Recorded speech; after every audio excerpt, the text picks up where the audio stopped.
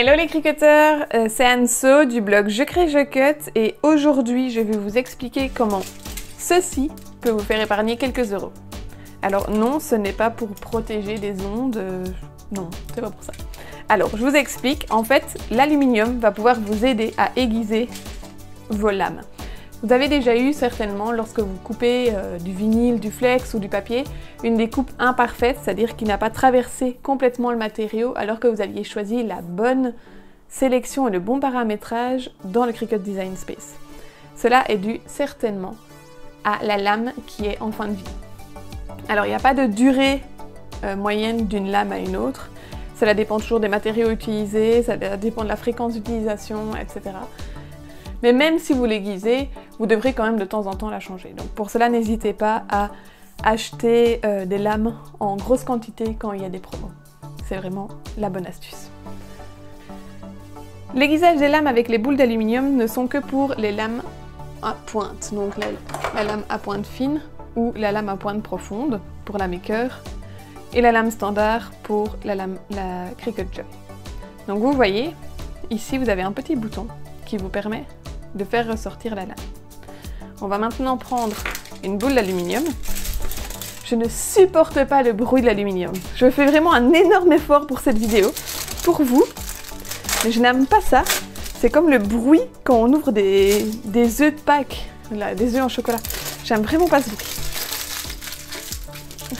Mais pour vous, je le fais. Et voilà, j'ai ma petite boule, j'ai ma lame, et donc je vais appuyer de façon régulière avec la boule.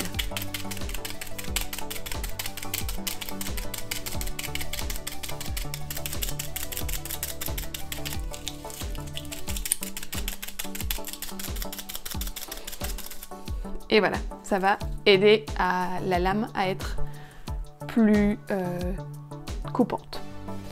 On peut faire donc la même chose avec la lame de la Cricut Joy. Mais elle est toute petite. Et la même chose avec le bout, en appuyant sur le bouton blanc.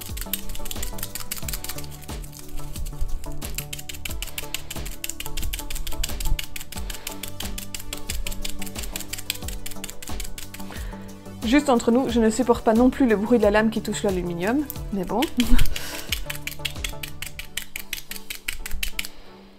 Et voilà. En agissant de la sorte, vous avez gagné, on va dire, 2-3 découpes, selon le matériau que vous allez découper.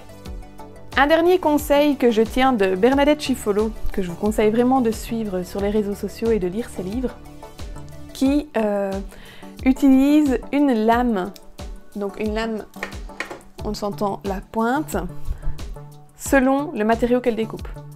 Donc elle a une pointe pour le papier, une pointe pour le flex, une pointe pour le vinyle, une pointe pour l'infusible ink.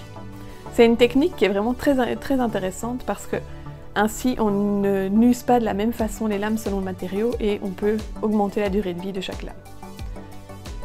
Pour les pointes de recherche de la lame Cricut, vous pouvez acheter celle de chez Cricut, mais moi personnellement j'achète les lames de marque blanche sur Amazon.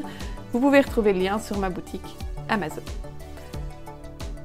N'hésitez pas non plus à faire un tour sur mon blog où je vous donne plein de tutos, des trucs, des astuces sur Cricut, sur les machines, sur des tutos du Cricut Design Space ou sur la façon de créer un business autour de Cricut. À très bientôt pour d'autres vidéos.